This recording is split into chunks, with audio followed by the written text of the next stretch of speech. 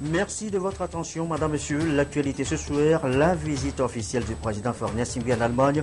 Le chef de l'État, aussitôt arrivé à Berlin, a été reçu à dîner par les investisseurs allemands. Une rencontre qui resserre les liens économiques avec l'Allemagne. Le compte rendu tout à l'heure en début de journal. Audience solennelle ce matin à la Cour suprême à Lomé. L'institution a reçu les prestations de serment des nouveaux membres de la Haute Autorité de l'Audiovisuel et de la Communication. Enfin, la 13e foire internationale de Lomé, officiellement lancée ce jeudi. Deux nouveautés marquent cette édition, la foire Made in Togo et le Salon international des cosmétiques et de la beauté. Rendez-vous est donc pris pour les bonnes affaires du 18 novembre au 5 décembre prochain à Togo 2000. Voilà, madame, monsieur, le sommaire, bienvenue et bonsoir à tous. Image donc de l'arrivée hier à Berlin du président Faure Gnassingbé. Le chef de l'État, nous vous l'annoncions, est en visite officielle en Allemagne. L'économie, la politique, la coopération togo-allemande seront au centre des échanges sur place à Berlin. Yves Agbevivi, notre envoyé spécial.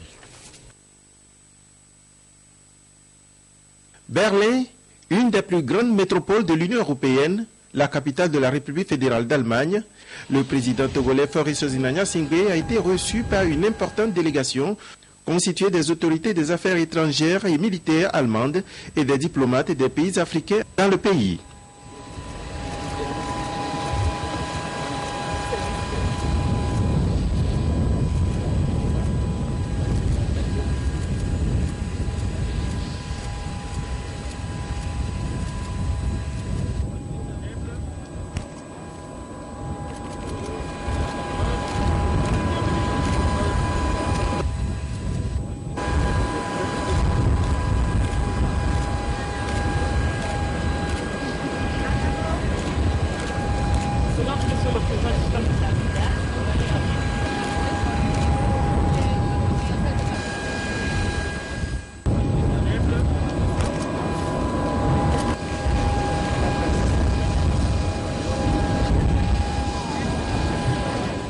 Comme il a été accueilli à sa descente d'avion, le chef de l'État Faure Gnassingbé sera conduit à son hôtel où il sera également applaudi par des Togolais résidents en Allemagne.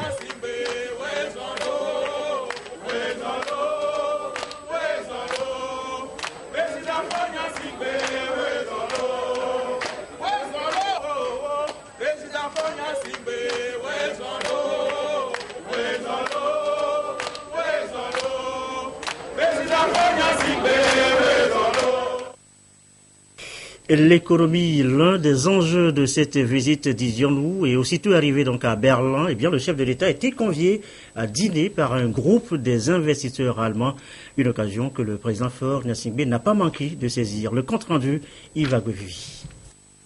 Aussitôt arrivé, le président de la République togolaise sera convié à un dîner offert par le groupe des investisseurs allemands.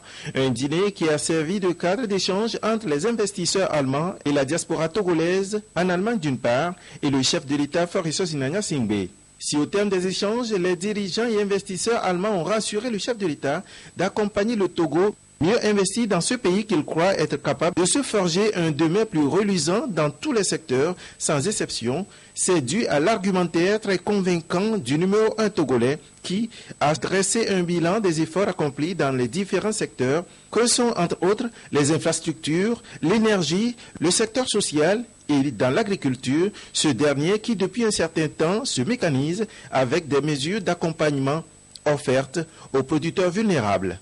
On a invité 75 investisseurs, des grandes entreprises comme Siemens, comme Lufthansa, qui veulent s'engager dorénavant dans votre pays. Alors on est prêt de faire la route à Lomé, spécialement après cette soirée avec son Excellence, Monsieur le Président, qui nous a donné une très bonne impression. Nous sommes très contents de la venue du président ici, en Allemagne. Bon, en tant que citoyen togolais, on lui souhaite beaucoup de courage dans ce qu'il fait au Togo. Le chef de l'État ne s'est pas retenu de plaider pour ses concitoyens à qui doivent profiter les retombées de cette rencontre. You will be in a friendly country if you come to invest in Togo.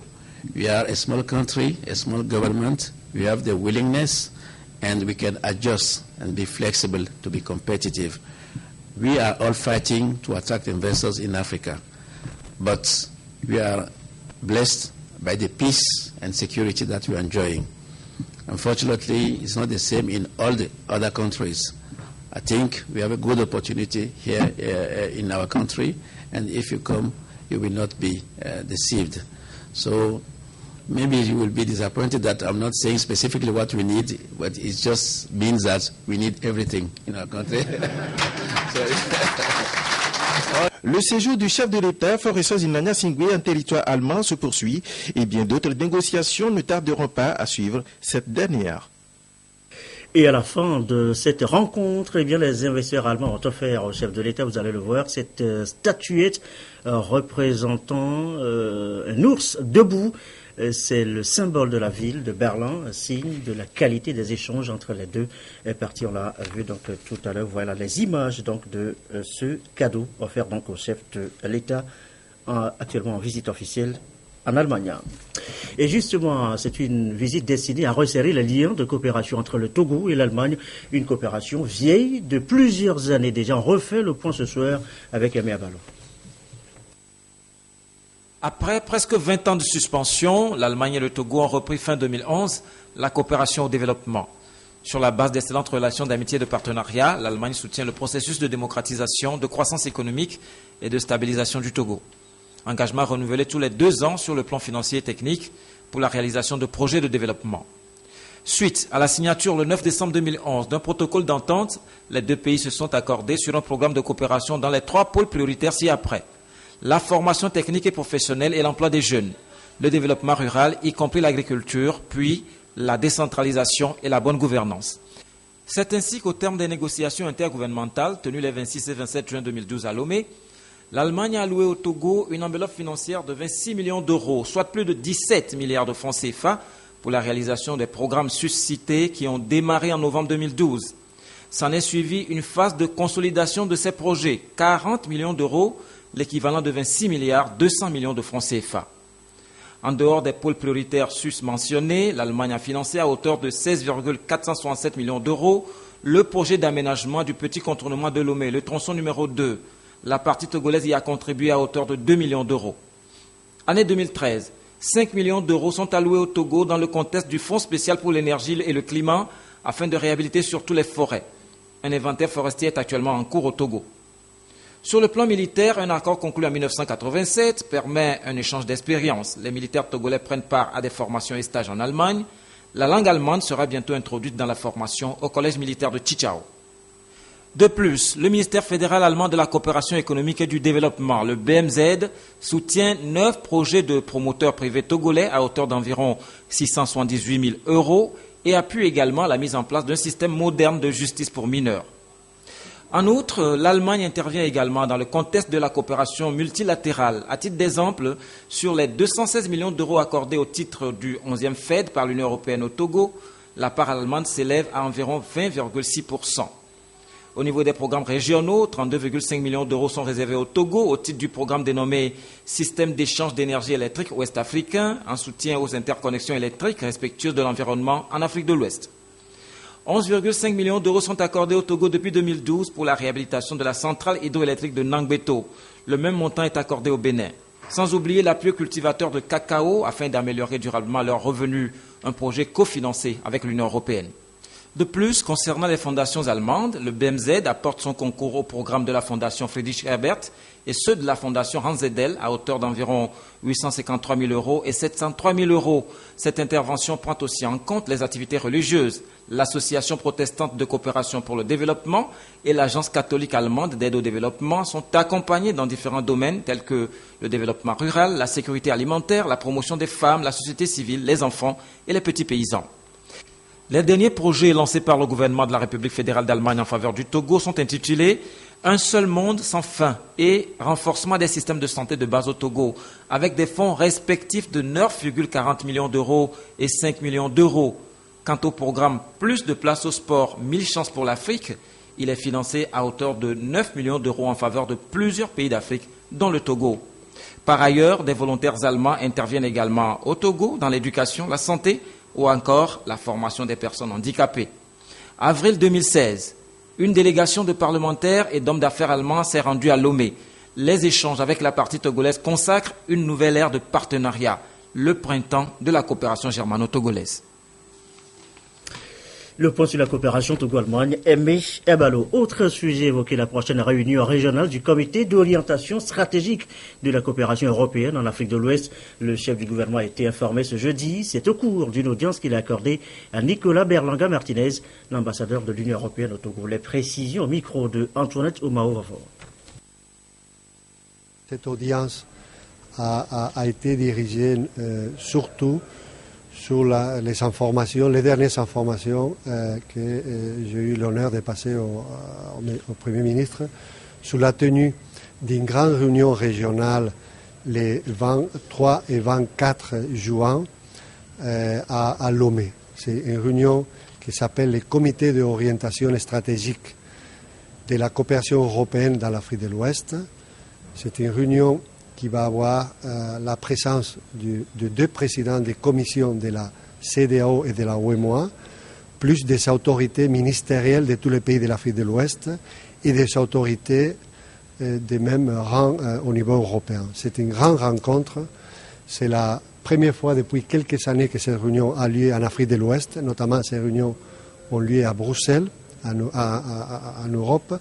Et nous sommes très ravis de la coopération et de la collaboration que les autorités togolaises nous ont données pour pouvoir l'organiser cette fois-ci à Lomé et pouvoir vendre la ville de Lomé et les avancées et les travaux qui ont été faits ces dernières années dans la ville de Lomé, pouvoir les montrer à tous ces grands visiteurs de l'Afrique de l'Ouest et de l'Union européenne. Donc aujourd'hui, l'audience a été un peu en mise à jour de tous ces préparatifs. Nicolas Berlanga Martinez, des propos recueillis par Antoinette Omao-Vavo. L'audience est solennelle ouverte ce matin devant des membres du gouvernement, les présidents des autres institutions de la République et d'autres personnalités. La Cour suprême a reçu ce jeudi le serment des membres de la HAC, la haute autorité de l'audiovisuel et de la communication. Le récit à Rokidifou. Devant la Cour suprême, présidée par son président Akakovi Gamato, les 9 nouveaux membres de la haute autorité de l'audiovisuel et de la communication HAC ont prêté serment, ceci en conformité avec l'article 6 de la loi organique relative à la HAC. Ainsi, Pitan Tchala, Komla Agbeka, Badibassa Babaka, Kanak Lal, Komi Ajadouvo, Kassere Sabi, Aminata Drou, Mathias Ayena et Octave Olympio ont juré de remplir en toute indépendance et impartialité leurs fonctions. Serment reçu par le président de la Cour suprême qui a renvoyé les récipiendaires à leurs fonctions. Vous venez de jurer de bien et fidèlement remplir vos fonctions de membre de la HAC en toute indépendance et impartialité. Il s'agit là de grands principes protecteurs des droits humains. Le peuple a besoin d'information, mais de la bonne information. Celle qui édifie, qui pacifie, celle qui corrige, même si elle fait mal, parce qu'elle est empreinte de vérité, et exprime la meilleure manière pour les médias de jouir de leur impartialité et de leur indépendance, puisque les médias doivent être également indépendants et impartiaux. Vous devez donc combattre la désinformation, l'intoxication des populations par de fausses informations, pour ne pas parler de mensonges. Le mensonge est toujours source d'incohérence et de troubles, alors que la vérité engendre cohérence et paix. La paix sociale, la cohésion nationale nous recommande d'aimer la vérité. Et c'est en toute indépendance et impartialité que vous préserverez la paix, l'ordre public et l'unité nationale. Choisis sur la base de leurs compétences et de la connaissance approfondie du secteur de la communication, ils mesurent déjà l'immensité et la délicatesse de leur mission de régulation des médias. C'est d'abord le professionnalisme c'est par la qualité de notre travail qu'on saura nous apprécier. Et donc, comme ça fait près de 20 ans déjà que je m'exerce dans le métier de journalisme, j'essaierai encore une fois de plus de dire aux femmes, soyons plus professionnelles. Cette mission, nous essaierons de la remplir conformément au texte qui définissent les tâches de la haute autorité, mais en étroite collaboration avec ce que je peux appeler nos clients, c'est-à-dire les médias. Et ce serment est un serment très important. C'est ce serment qui garantit, si vous voulez, notre indépendance vis-à-vis de tout pouvoir politique, de tout pouvoir associatif et de tout groupe de pression. Alors, cela veut dire que nous devons nous désengager. Aujourd'hui, ce sont de nouvelles tâches qui se présentent à moi. Donc, avant de me porter candidat, j'ai à peu près évalué ce que je dois faire. Et je pense que nous devons nous atteler au test. La nouvelle équipe dirigeante de la HAC a sous son contrôle plus de 200 organisations de presse qui se partagent l'espace médiatique togolais, dont une chaîne de télévision d'État, 12 télés privées, 6 radios d'État, 70 radios privées et 104 journaux et magazines. L'actualité, c'est aussi cet accord aérien intervenu entre le Togo et le Burkina Faso. Les deux pays renforcent leur coopération en matière de sécurité et de sûreté aérienne. Les précisions avec Félix Imdacha. C'est une nouvelle ère de coopération qui s'ouvre entre deux États frontaliers, le Togo et le Burkina Faso. Deux pays membres de l'Organisation de l'aviation civile internationale qui s'engagent à travers des mesures pratiques à assurer la sécurité et la sûreté des compagnies aériennes qui opèrent dans leur espace aérien. Accord bilatéral de services de transport aérien et de coopération relatifs aux opérations de recherche et de sauvetage des aéronefs en détresse. Et les accords que nous venons de signer ce matin portent sur l'assistance en cas d'incident ou d'accident d'avion. Donc, cela veut dire qu'à travers ces instruments, au cas où il y aurait, par exemple, un incident d'aviation, d'avion ou d'accident d'avion au Togo, les techniciens burkinabés, par un simple coup de fil, peuvent venir assister leurs collègues du Togo pour régler le problème, régler cet incident. Œuvrer non seulement pour la libre circulation des personnes et des biens, mais aussi pour la sécurité des moyens de transport. Une avancée stratégique qui va à coup sûr favoriser le développement dans divers domaines de coopération entre les deux États. Un avion en détresse au Niger, au Togo, au Bénin, de façon automatique, fraternelle, nous pouvons aller agir. Mais ce n'est pas les normes.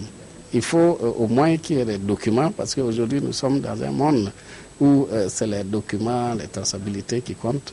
Sinon, de façon pratique, dans les coutumes africaines, on ne peut pas voir un avion en détresse dans un pays à côté, à la frontière, où nos pompiers ou nos techniciens peuvent intervenir de façon rapide. Nous allons dire, non, il ne faut pas que les accords là viennent conforter cela. À l'occasion de la présente cérémonie de signature d'accord, un appel a été lancé aux compagnies aériennes opérant dans les deux espaces de collaborer pour l'exploitation ordonnée et sécurisée des lignes aériennes pour garantir la sécurité des passagers. Le football au Togo, invité ce jeudi dans le débat à l'Assemblée nationale. Les députés ont voulu en savoir un peu plus sur l'application de la charte du sport au Togo. Les élus ont aussi voulu voir clair dans les comptes de la participation du Togo à la CAN 2013. Le compte rendu des débats, Viviane Souvi avec Pierre Tsoussouko. Les députés ont ouvert la 6e séance plénière par une minute de silence en mémoire de Stéphane Keshi, ancien entraîneur national des éperviers qui a tiré ce mercredi sa révérence. À l'ordre du jour, des discussions et des questions d'actualité liées au sport au Togo. Le président de l'Assemblée nationale va d'abord planter le décor avant de passer la parole aux députés. Jean Kissi Dukar et Kofi Nayo du Parti uni. Ils vont tour à tour s'adresser au ministre des Sports sur la gestion des affaires sportives. Les élus du peuple ont voulu se faire une idée sur les comptes financiers de la participation du Togo à la CAN 2013, mais aussi savoir ce qui bloque la mise en œuvre de la charte du sport au Togo. C'est pour demander au ministre s'il peut nous situer sur l'état financier des instances du football togolais, y compris les comptes de la CAN 2013. La représentation nationale voudrait savoir à quand l'élaboration et l'adoption des dispositions d'application de la charte des sports dans notre pays. À quand le démarrage effectif des championnats nationaux dans les différents domaines du sport au Togo. La question 4 qui devient désormais 3. Quelles sont les raisons des cuisants échecs de nos équipes aux compétitions internationales ces dernières années, en dépit des moyens mis en place par le contribuable togolais? La question suivante. Depuis des décennies, l'Institut national de la jeunesse et des sports a fait ses preuves par la formation des formateurs en matière de sport. Qu'en est-il de la situation des étudiants sortis de cette institution?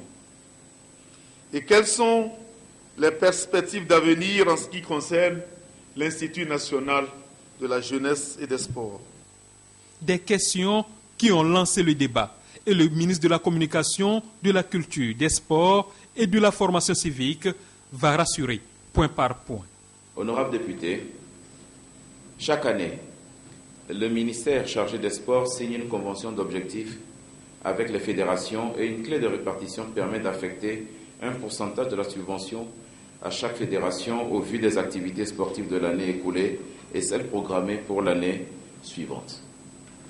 En ce qui concerne le football, sport roi, vu l'organisation du championnat national D1, D2, D3, des compétitions africaines, la CAN, la Coupe des champions, des compétitions internationales FIFA, éliminatoires des Coupes du Monde, la plus grande part de cette subvention est affectée à l'organisation des dites compétitions.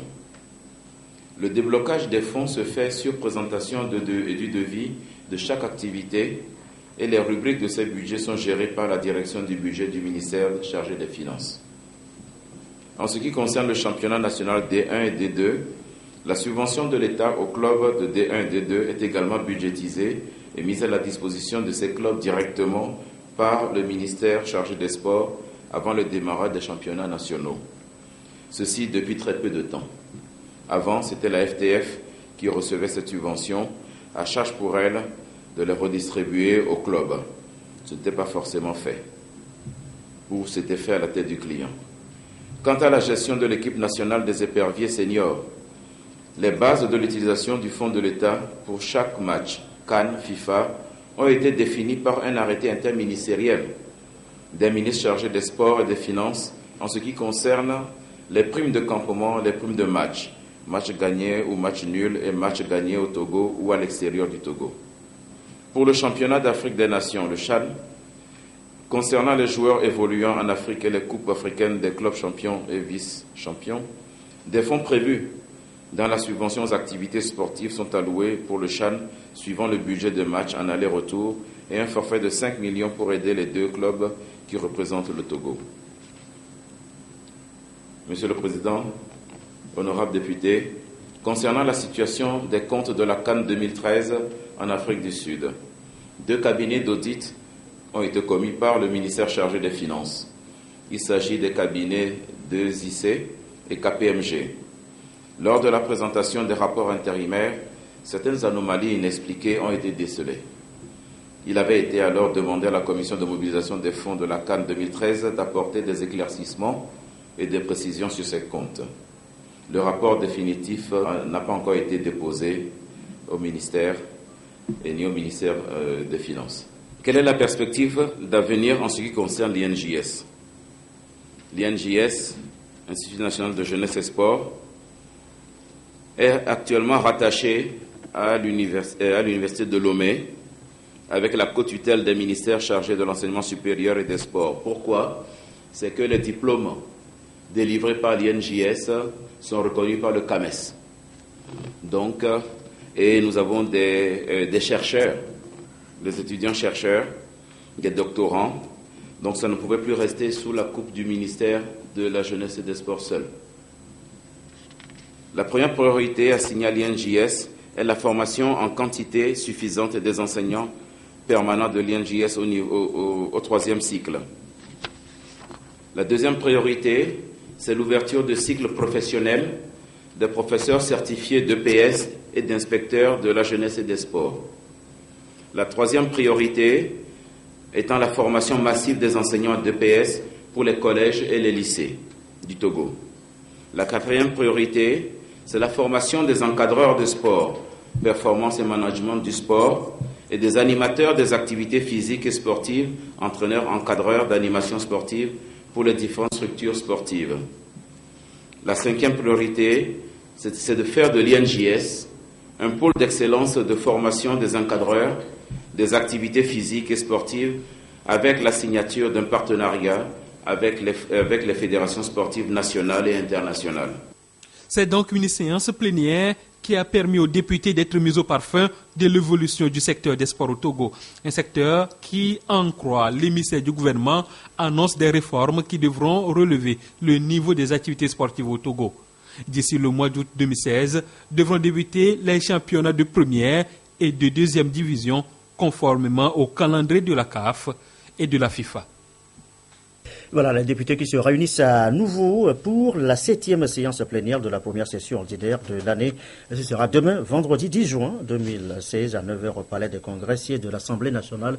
C'est ce qu'indique ce communiqué du président de l'Assemblée nationale. Et nous, voici avec Claude Ama, bonsoir. On va parler sport aussi avec vous, avec l'Assemblée nationale. On prolonge avec vous, avec cette course cycliste organisée ce matin par la Fédération internationale universelle Session Togo pour la paix. La dite manifestation s'est déroulée au Monument de l'Indépendance et a réuni les ambassadeurs pour la paix mondiale. Des précisions avec Jean-Kofi Ededi. 5 fois le tour du Monument de l'Indépendance.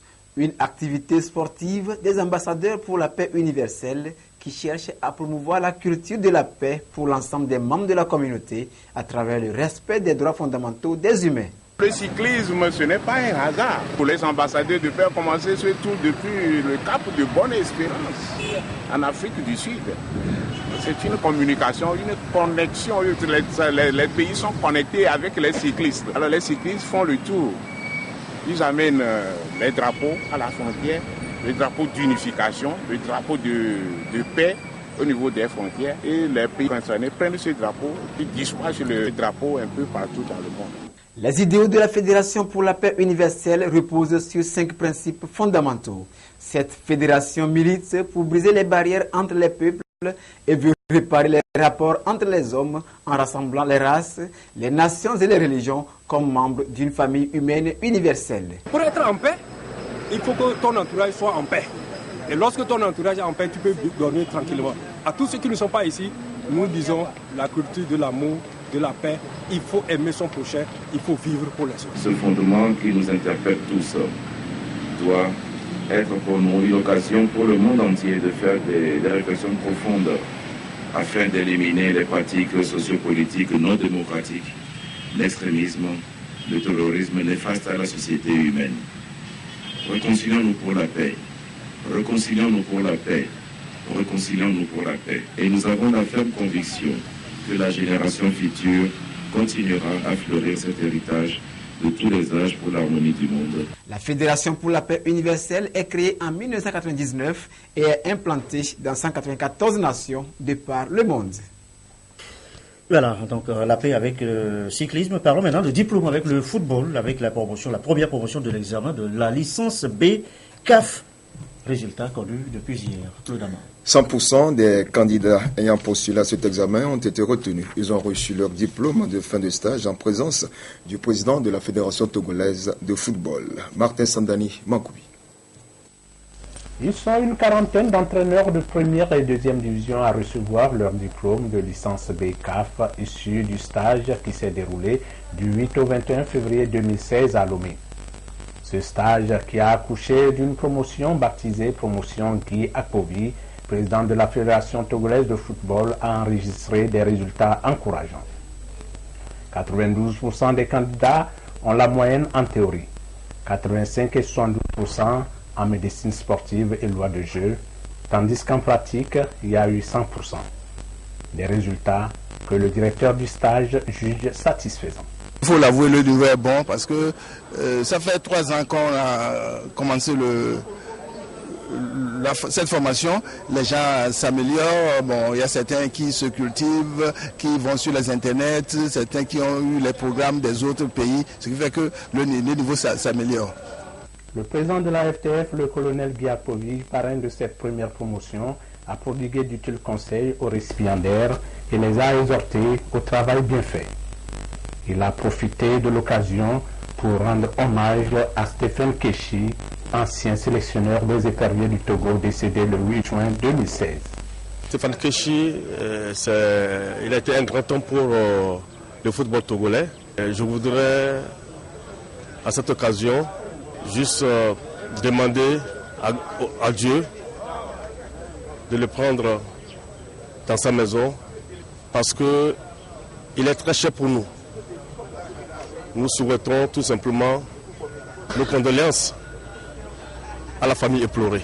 Nous sentons que le peuple togolais serait triste parce qu'il a beaucoup fait pour nous, surtout en 2006.